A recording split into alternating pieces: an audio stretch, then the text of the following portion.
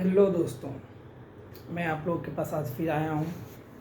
मैं आज अपनी कुछ बात रखना चाहता हूँ जो आप लोगों को पता नहीं पसंद आएगी कि नहीं आएगी, लेकिन ये मुझे बात रखना बहुत ज़रूरी लगा, इसलिए मैं आप लोगों को ये बात कहने जा रहा हूँ। आप लोग इस बात को ध्यान से सुनिएगा क्योंकि ये बात इस देश के लिए बहुत ज़रूरी है। मैं तो हमेशा मैं बोला था शुरू में ही, मेरा वीडियो बनाने का उद्देश्य देश के मुद्दों को रखना, जो कि युवाओं को जागृत करना, जो सो चुके युवा हैं उनको जागृत करना, जो सिर्फ अपने लिए जी रहे हैं उनको देश के लिए कुछ करने के लिए प्रेरित करना मेरा मुख्य मकसद है। इस वीडियो के माध्यम से मैं उन सभी युवाओं को कहना चाहता हूँ और जो भी देश के नागरिक हैं मैं उनको ये कहना चाहता हूँ, यदि आपको ये बात लगता है कि भारत एक तांत्रिक देश है, तो इसी लोकतंत्र में 2 करोड़ से ज़्यादा लोगों ने कॉकरोच जनता पार्टी को फॉलो किया। लेकिन क्या हुआ? क्या भारत के शिक्षा मंत्री ने इस्तीफा दिया? जब नीट की परीक्षा, देश के इतने बड़े मेडिकल की परीक्षा का एग्ज़ाम का पेपर लीक हो सकता है, तो इस देश में क्या होगा? जब देश का युवा इतना मेहनत करता है, रात भर पढ़ता है, अभी रात के 11 बजे, 11:30 बज रहे हैं, अभी देश का जो भी इंजीनियरिंग, मेडिकल, चाहे जो भी यूपीएससी बीपीएससी की तैयारी कर रहे होंगे, रात में पढ़ाई कर रहे होंगे। हम लोग भी पढ़ाई करते थे और अभी भी करते हैं, और टीचर लोग तो हमेशा पढ़ाई करते रहते हैं। लेकिन जिसको एग्ज़ाम देना है, एग्ज़ाम क्वालिफाई करना है, वो रात में आज भी अभी भी मेहनत कर रहा होगा। क्या आपका मेहनत कभी रंग लाएगा? जब हर एक एग्ज़ाम में, देश का हर एक एग्ज़ाम में, बिहार के हर एक एग्ज़ाम में ऐसा होता है। ये AUDO का एग्ज़ाम हुआ था, उसमें भी पेपर लीक था, पेपर धांधली था। लोग अपने, सरकार यहाँ पे जो फॉर्म निकालती है आप लोगों को रोज़गार देने के लिए नहीं, खुद का रोज़गार पाने के लिए वो फॉर्म निकालती है। आपको पता है, आप लोगों से, हम लोगों से हज़ार रुपए का फॉर्म का चार्ज लिया जाता है और उसके पास हज़ारों करोड़ रुपया सरकार के पास जमा हो जाता है, और तब भी पेपर लीक करवा देती है। आखिर पेपर लीक क्यों होता है? मैं किसी पार्टी का समर्थक नहीं हूँ, लेकिन मैं जो गलत कर रहा है या सही कर रहा है, तो मैं भारत के नागरिक होने के प्रति मैं ज़रूर अपना मुद्दा रखूँगा, चाहे मैं सोशल मीडिया पर रखूँ, चाहे मैं लोगों के मंच पर रखूँ। लेकिन हम लोग कोई नेता आदमी नहीं है जो हम लोग को बहुत बड़ा मंच मिलेगा। बीजेपी में मैं नहीं हूँ, ना ही कांग्रेस में हूँ। मैं एक आम नागरिक हूँ भारत का, तो मुझे तो पावर सोशल मीडिया ही दिया है, मुझे मोबाइल दिया है, यूट्यूब दिया है, फेसबुक दिया है मुझे पावर। तो मैं अपना मुद्दा ये रखता हूँ कि जिस देश में हज़ारों आदमी, करोड़ों आदमी ने भारत का शिक्षा मंत्री का इस्तीफा मांगा पर उन्होंने नहीं दिया, तो क्या मैं कह सकता हूँ कि भारत एक लोकतांत्रिक देश है? हमें बस नेता को चुनने का ही अधिकार है, उनको 5 साल के बाद ही हटाने का अधिकार है। क्या हम उन्हें पहले 5 साल से पहले हटा नहीं सकते? क्या ऐसा संविधान में एक ऐसा संशोधन नहीं होना चाहिए जो ऐसा हो सके? जो भी नेता गलत काम करता है उसको उसी समय उस पद से बर्खास्त कर देना चाहिए। लेकिन प्रधानमंत्री ने ऐसा नहीं किया। उन्होंने शिक्षा मंत्री को उस पद से बर्खास्त नहीं किया, बल्कि हर एक एग्ज़ाम को बार बार लेना इस देश का यही दुर्गति बन चुका है। आप लोगों को बंगाल इलेक्शन में से पहले पेट्रोल डीजल का दाम नहीं भरा था, पर अभी देखिए गैस का, कमर्शियल गैस का, डोमेस्टिक गैस का, पेट्रोल, डीजल, CNG सब चीज़ का दाम बढ़ चुका है। वो भी 1-2 रुपये नहीं, 8 से 10 रुपये प्रति लीटर। बिहार में दरभंगा ही एक ऐसा जगह है जहाँ पे देश में सबसे महंगा पेट्रोल और बिकता है। आप लोगों को यकीन नहीं होगा, दिल्ली मुंबई में भी इतना महंगाई नहीं है जितना कि दरभंगा में है। आप लोग सभी जगह चले जाइए, लेकिन आपको दरभंगा जैसा महंगाई कहीं नहीं मिलेगा। मैं आप लोगों को ये बात कहना चाहता हूँ, मैं अपने वीडियो के माध्यम से ये बात कहना चाहता हूँ, क्या भगत सिंह, चंद्रशेखर आज़ाद, राम प्रसाद बिस्मिल, वीर सावरकर क्या इसलिए बलिदान दिए थे सुखदेव राजगुरु कि आज तुम लोग लूटोगे इस देश को, भारत की जनता को परेशान करोगे? तुम लोग को शर्म से डूब मर जाना चाहिए। तुम लोग को शर्म से डूब के मर जाना चाहिए, चाहे वो बड़े बड़े अधिकारी हो, चाहे वो बड़े बड़े नेता हो।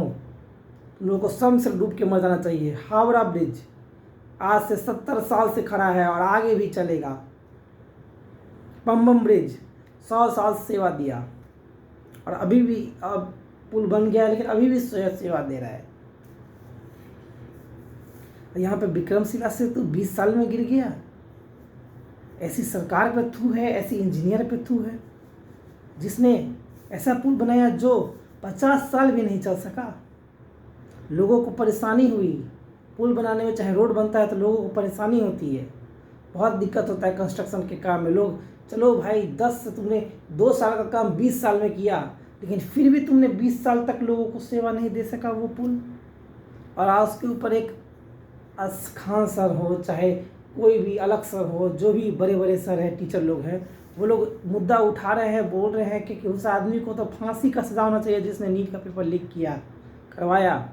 पर हम लोग का देश का ऐसा संविधान, जिसको मैं बहुत बड़ा कहूँ या बहुत ही दम बेकार संविधान कहूँ, क्योंकि जो भी वकील हैं, डॉक्टर सुब्रमण्यम स्वामी, चाहे एक और है, मुझे नाम याद नहीं आ रहा उनका, लेकिन वो भी बोलते हैं भारत का जो संविधान है एकदम सड़ा हुआ संविधान है। भारत का कानून इतना बेकार हो चुका है, इतना बेकार हो चुका है, क्योंकि एक दोषी को सज़ा देने में 10 साल लग जाता है और एक निर्दोष को भी निकलने में 10 साल लग जाता है। यहाँ पे ना दोषी को न्याय मिल पाता है और निर्दोष के साथ तो बदसलूकी यहाँ की पुलिस ही करती है। एक यूपी का बात पुलिस से याद आया मुझे। यूपी के एक सिपाही हैं, उस पुलिस के खिलाफ बोले, IPS सब लोगों के खिलाफ बोले तो उनको सस्पेंड कर दिया गया। उन्होंने योगी आदित्यनाथ जी के पास अपना बात पहुंचाने का कोशिश किया। योगी आदित्यनाथ जी के पास बात पहुंचाने का कोशिश किया। क्या योगी आदित्यनाथ जी अभी उस बात को नहीं सुने हैं उस सिपाही की? मैं सुन गया इतना दूर यूपी से बाहर दरभंगा में, क्या योगी आदित्यनाथ जी मुख्यमंत्री हैं, उनको पता नहीं है कि पुलिस में क्या हो रहा है? पुलिस में धांधली हो रही है। जो पैसा देकर, घूस देकर आएगा नौकरी में, क्या वो घूस नहीं लेगा? वो जनता का सेवा करने आएगा? आप लोग अपना इलेक्शन का रिजल्ट 3 दिन में करवा लेते हैं। आप लोग को 50 लाख कैंडिडेट का एग्ज़ाम नहीं करवाया जाता है? आप लोग 1 साल में एग्ज़ाम नहीं ले सकते हैं? कहाँ 3 दिन 90 लाख वोटर का आप लोग इलेक्शन करवा ले रहे हैं 3 दिन में, और यहाँ पे एक 50 लाख या 1 करोड़ कैंडिडेट का आप एग्ज़ाम नहीं ले पा रहे हैं 1 साल में भी? क्या सिस्टम है आप लोग तैयार किए हुए हैं इस 77 साल में? भारत के देश का 75 साल से भी आज़ादी का हो गया, 75 साल हो गए आज़ादी के, लेकिन तब भी हम लोग का देश कहाँ है? गर्मी में बिजली कटौती होती है, गर्मी में हम लोग के बिहार में बिजली कटौती होगी, अब हम लोग पेट्रोल का कटौती करें, दूध कम खाएं, दूध आज महंगा होते जा रहा है, सब्जी कम खाएं, कभी खाना कम खाएं। लोग का सैलरी तो किसी का नहीं बढ़ रहा है, चाहे प्राइवेट सेक्टर में हो चाहे गवर्नमेंट सेक्टर में हो, लेकिन महंगाई खूब बढ़ रही है। इससे तुम लोगों से तो अच्छे अंग्रेज थे, कम से कम भारत को लूटा, चलो लूटा, उन्होंने बहुत लूटा भारत को, लेकिन कम से कम पुल और जो भी बिल्डिंग बनाए थे पार्लियामेंट, ये सब आज भी खड़ा है, कम से कम वो तो गिरा नहीं। तुम लोग जो भी बनाते हो कुछ भी, वो 20 साल क्या 10 साल क्या 5 साल भी तुम लोगों का रोड चल जाए, मैं समझूंगा कि तुम लोग बहुत बड़े इंजीनियर हो। ऊपर से लेके नीचे तक हर जगह भ्रष्टाचार। भारत भ्रष्टाचार में अव्वल रहता है पूरी दुनिया में। मैं किसी भी पार्टी का समर्थक नहीं हूँ, मैं इस बात का बहुत बड़ा सराहना करता हूँ। मैं ये भी चाहता था कि बीजेपी, भारतीय जनता पार्टी बंगाल जीते, बंगाल में भारतीय जनता पार्टी को जीतना जरूरी था, लेकिन पर मोदी जी, मैं आपसे ये विनती करता हूँ कि कम से कम लोगों पर ध्यान तो दीजिए। हम लोग युवा की आप बात करते हैं, भारत युवाओं का देश है और युवा का ही आप नहीं सुनते हैं।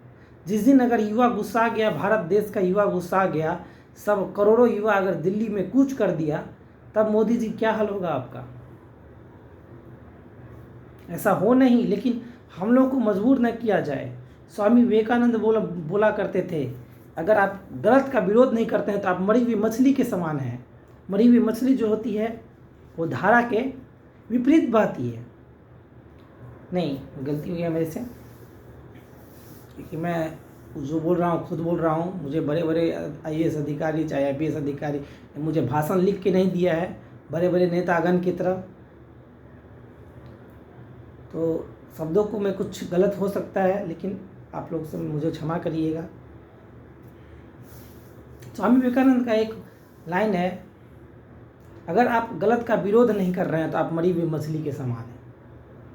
जिंदा मछली धारा के विपरीत बहती है, परंतु मरी हुई मछली जो होती है वो धारा के साथ ही बहती है। अगर आप साथ ही चल रहे हैं, गलत का विरोध नहीं कर रहे हैं, तो आप मरे हुए मछली के समान हैं। अगर आप देश का भला करना चाहते हैं तो सब युवा जागृत होइए और इस सरकार को दिखा दीजिए। ये मैं नहीं कर रहा हूँ कि आंदोलन करिए, JP आंदोलन करिए, जयप्रकाश नारायण जैसा आंदोलन करिए, सड़क तोड़फाड़ करिए, ऐसा बिल्कुल नहीं करिए। देश की रेलवे संपत्ति है, हम लोगों की है। हम ही लोग के टैक्स के पैसा से रेलवे चल रहा है, रोड बन रहा है, हम ही लोग के टैक्स पैसा से। आप लोग जब घर का सामान नहीं तोड़ते हैं तो उपद्रव मत करिए। बाहर का सामान भी, सरकारी सामान भी हम ही लोग का सामान है। लेकिन सरकार को ऑनलाइन ही बताइए, करोड़ों युवा एकत्रित हो जाइए ऑनलाइन ही, और सरकार को बताइए कि अगर आप मेरी बात नहीं सुनेंगे तो आपको भी पता चल जाएगा कि भारत देश का युवा जिस दिन जागेगा किसी भी सरकार का तख्ता पलट कर सकता है, चाहे वो BJP हो, चाहे वो सांसद हो। और जब भारत का युवा जागा था तो इंदिरा गांधी की सरकार को भी उखाड़ फेंका था भारत के युवाओं ने। तो इसलिए आप लोग जो भी बड़े बड़े पद पे आसीन बैठे हुए हैं, ये मत समझिएगा ये पद मुझे हमेशा ज़िंदगी भर के लिए मिल गई है, ये मेरी वंश, ये मुझे सत्ता जो मिली हुई है, ये आप बिल्कुल मत सोचिएगा कि मैं इस पर ज़िंदगी भर के लिए रहूँगा। अरे ज़िंदगी भर के लिए तो रावण भी नहीं लंका पे रह सका, तो आप क्या चीज़ हैं? आप दिल्ली पे कितने दिन तक रहिएगा? जिस दिन भारत के युवा जाग गए तो आप लोग कभी नहीं बच पाइएगा। इसलिए मैं सभी जो बड़े बड़े अधिकारी हैं, बड़े बड़े नेता हैं, वो आज ध्यान से सुन लें। हम लोगों की आवाज़ को दबाया नहीं जा सकता। और एक बात याद रहे कि मैं डरता किसी से नहीं हूँ। मैं जो बोलता हूँ सच बोलता हूँ, मैं डरता बिल्कुल नहीं हूँ। अगर मैं डरता तो इस लाइन में मैं बिल्कुल नहीं आता।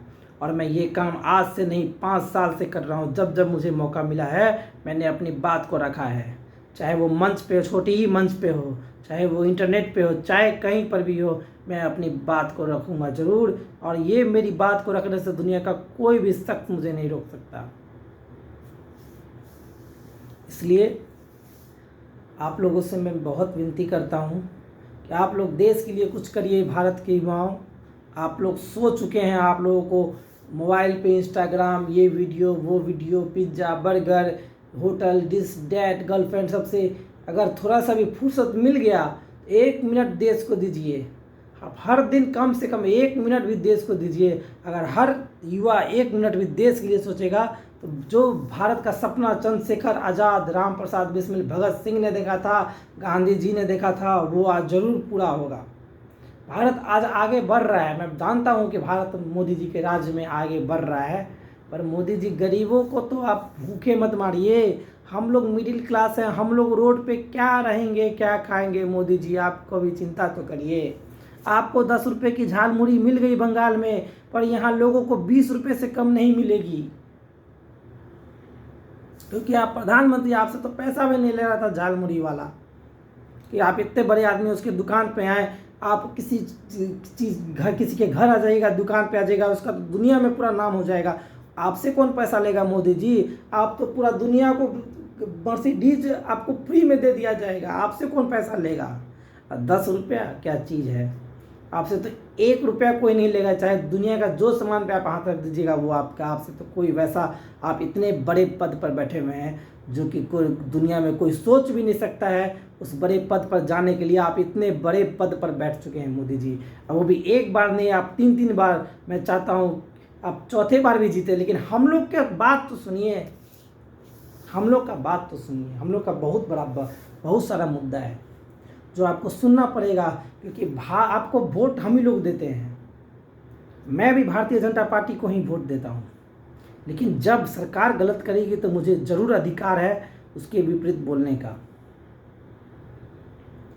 इसलिए मोदी जी, आप मेरी बात ध्यान से सुनिए। मेरी बात आप तक पहुंचने में सालों लग जाए, वैसे एक वीडियो से तो नहीं होने पाएगा, सालों लग जाए मेरी बात आप तक पहुंचने में, लेकिन एक दिन ज़रूर पहुंचेगी। और आप मेरी बात, मेरी नहीं, हर एक युवा की बात सुनिए, क्योंकि आपको वोट इस बड़े पद पर युवा लोगों ही ने बैठाया है, क्योंकि भारत की आधे से ज़्यादा आबादी युवा लोगों की है। इसलिए आपको हम लोगों की बात सुननी पड़ेगी। आपने पेट्रोल डीजल इतना महंगा कर दिया हुआ है, लोग क्या खाएगा, हर चीज़ अब महंगा हो जाएगा, क्योंकि सब सामान तो ट्रक से ही आता है, ट्रेन से आता है, ट्रक से आता है, जीप से आता है, छोटे छोटे डंपर से आता है, ऑटो से आता है, छोटे छोटे सामान सब, सब्जी सब।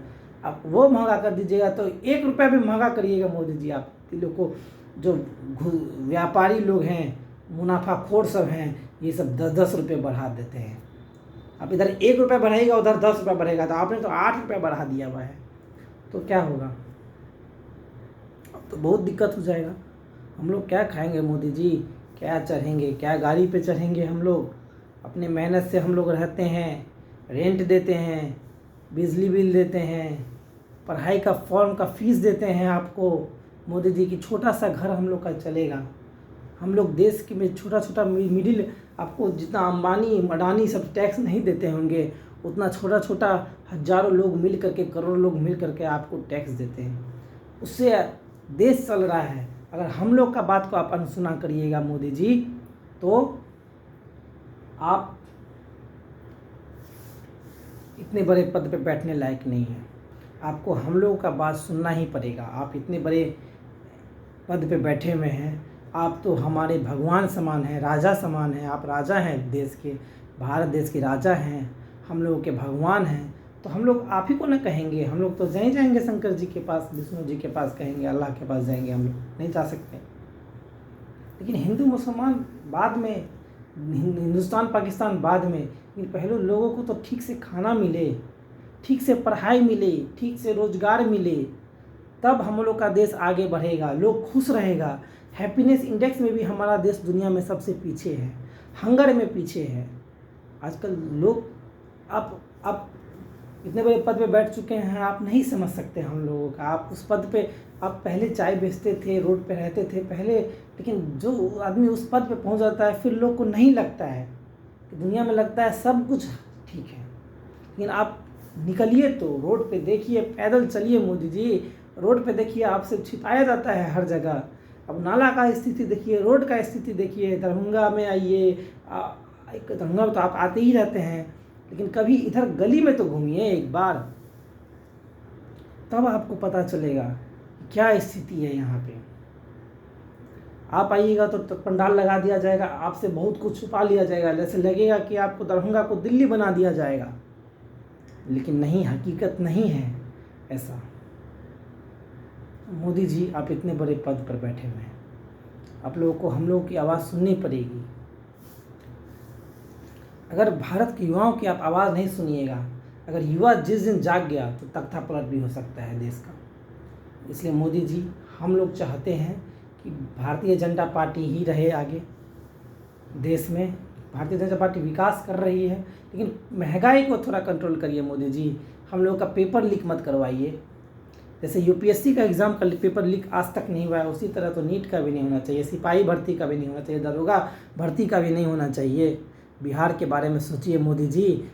बिहार का लोग बस यहाँ पे गंगा सागर स्वतंत्रता सेनानी, बिहार संपर्क क्रांति में भेड़ बकरी की तरह भर भर कर मजदूरी करने के लिए नहीं है। हम लोग के लिए भी तो सोचिए। हम लोग का इंडस्ट्री सेटअप करिए बिहार में, दरभंगा में, पटना में, भागलपुर सब में, मुजफ्फरपुर में। लेकिन आप कर नहीं रहे हैं ये मोदी जी।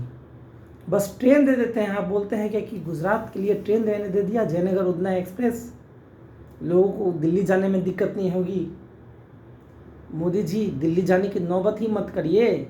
यहाँ पे दिल्ली जाने की नौबत ही मत करिए कि हम लोगों को दिल्ली नहीं जाना पड़े, हम लोगों को दरभंगा में ही रोजगार मिले। वैसे जो पढ़े लिखे लोग हैं वो कहीं भी रोजगार पा सकते हैं, लेकिन जो मजदूर लोग हैं उनको थोड़ा दिक्कत है। वो सब दरभंगा में कोई ऐसा बड़ा फैक्ट्री नहीं है जहाँ पे वो लोग काम कर सकें। हर दिन मैं देखता हूँ, ऐसे स्टेशन पे घूमने जाता हूँ मैं, दरभंगा देखता हूँ कि गंगा सागर में इतना भीड़ रहती है, जनरल में चढ़ने का जगह नहीं है, एक आदमी का सरकने का जगह नहीं है। वो कैसे कैसे जाते हैं। स्वतंत्रता सेनानी में बिहार संपर्क क्रांति का मैं स्थिति देखता हूँ, किसी से छिपी नहीं है दुनिया में। आपसे भी छिपी नहीं होगी, जब मुझसे छिपी नहीं है, क्योंकि आप भी इसी देश के नागरिक हैं। आप भी ने भी तो मेरी ही तरह ज़िंदगी गुजारा है, हम ही लोग के करोड़ों भारतीयों की तरह ज़िंदगी गुजारा है, और आप भी उसी तरह अभी भी ज़िंदगी जीने का कोशिश करते हैं, लेकिन लोग नहीं समझेंगे। आपका तो लाइफ स्टाइल अलग है मोदी जी, आप तो बहुत बड़े आदमी हैं, लेकिन कुछ हम लोग के बारे में सोचिए। जो आदमी बारिश में जाता है, गड्ढा में, रोड पे गड्ढे गड्ढे हैं, बारिश में दिखता नहीं है, गड्ढा में गिर कर मर जाता है, उसके बारे में सोचिए मोदी जी। उस माँ के बेटा के, उस बेटा के बारे में सोचिए, माँ के बेटा के बारे में सोचिए। अगर रोड पे गड्ढे रहेंगे, लोग बाइक से जा रहा है, गड्ढा में गिर गया, आप न्यूज़ भी देखते होंगे, उस आदमी जिसका ये गड्ढा भरने का जिम्मेदारी था, उसने उस गड्ढा को खुला छोड़ दिया बारिश में, उसको तो मौत की सज़ा मिलना चाहिए इस देश में, क्योंकि उसने जानबूझकर किसी का घर के चिराग को ख़त्म कर दिया। आजकल हम लोग कहाँ टैक्स नहीं देते हैं मोदी जी, हर जगह टैक्स देते हैं। उस टैक्स के पैसा का कुछ तो करिए। आप इतने बड़े पद पर बैठे हुए हैं, आप बहुत अच्छे ईमानदार हैं, ये बात सब देश में जानते हैं, लेकिन आपके पार्टी में सभी लोग तो ईमानदार नहीं हैं, सभी लोग तो ईमानदार नहीं हैं मोदी जी आपके तरह। ये बात आप भी बखूबी जानते हैं। कम से कम युवाओं को मौका दीजिए कि इस देश में लोग, कोई टीचर नहीं बनना चाहता, इंजीनियर बनना चाहता, डॉक्टर बनना चाहता, नेता भी नहीं बनना चाहता है, कोई टीचर नहीं बनना चाहता। आखिर टीचर और नेता क्यों नहीं बनना चाहता है? टीचर कोई तो चांस से बनता है, चॉइस से कोई नहीं बनता। सबको IAS IPS डॉक्टर इंजीनियर ही बनना है, लॉयर बनना है, लेकिन कोई टीचर नहीं बनना चाहता, क्योंकि इस देश में जो टीचर की पहले इज्जत थी वो आज नहीं है। मुझे कहते हुए थोड़ा शर्म महसूस हो रहा है, नहीं है, लेकिन है, मानता हूँ है, लेकिन उतनी नहीं है। आखिर कोई टीचर क्यों नहीं बनना चाहता? क्या कारण है जो भारत का कोई भी बच्चा शिक्षक नहीं बनना चाहता? लोग IPS बनना चाहता है, IAS बनना चाहता है, डॉक्टर इंजीनियर बनना चाहता है, लॉयर अधिवक्ता बनना चाहता है, कोई भी टीचर नहीं बनना चाहता। आर्किटेक्चर बनना चाहता है, लेकिन कोई भी टीचर बनना नहीं चाहता। आखिर क्यों? ये सब बात आपसे ही पूछा जाएगा मोदी जी। अगर आपको मेरा ये वीडियो पसंद आए तो देश के लिए ज़रूर कुछ समय निकालिएगा, देश के लिए सोचिएगा, क्योंकि आप इस देश का नमक खाते हैं, आप इस देश के मिट्टी पे पैदा हुए हैं, और इस देश की मिट्टी में ही एक दिन समा जाइएगा। इसलिए भारत हमको जान से प्यारा है, भारत के लोग भी हमको जान से प्यारे हैं। मैं किसी जाति में बिलीव नहीं करता, सभी जाति एक समान है। मैं किसी जाति में बिलीव नहीं करता, सभी जाति एक समान है, लेकिन जाति बाद में, पहले हमारा देश। क्योंकि डॉक्टर APJ अब्दुल कलाम ने देश को वो दिया है जो कि बहुत लोगों ने नहीं दे पाया। इसलिए जाति प्रथा को हम लोग को ख़त्म करके, हिंदू मुस्लिम को ख़त्म करके आगे बढ़ना चाहिए। मैं चाहता हूँ कोई भी पार्टी रहे, लेकिन हम लोगों का मुद्दा तो समझे। और हाँ, मुझे जान की धमकी देने वाले बहुत लोग पहले होते थे, लेकिन मैं जान के धमकी से किसी से नहीं डरता। अगर मैं वीडियो बनाता हूँ तो मैं महाकाल का भक्त हूँ, जो काल के भी काल है। अगर उनसे भी बड़ा कोई दुनिया में है, उनसे बड़ा तो पूरी धरती पर कोई, ब्रह्मांड में कोई नहीं है। मैं उनका भक्त हूँ। अगर वो चाहेंगे तो तभी मेरा कोई ज़िंदगी ले सकता है, नहीं तो किसी में इतनी दम नहीं। दुनिया की कोई भी शक्ति मेरा कुछ नहीं बिगाड़ सकती, जब तक महाकाल का आशीर्वाद है। जब तक वो ना चाहें तब तक कोई भी कुछ नहीं दुनिया में बिगाड़ सकता।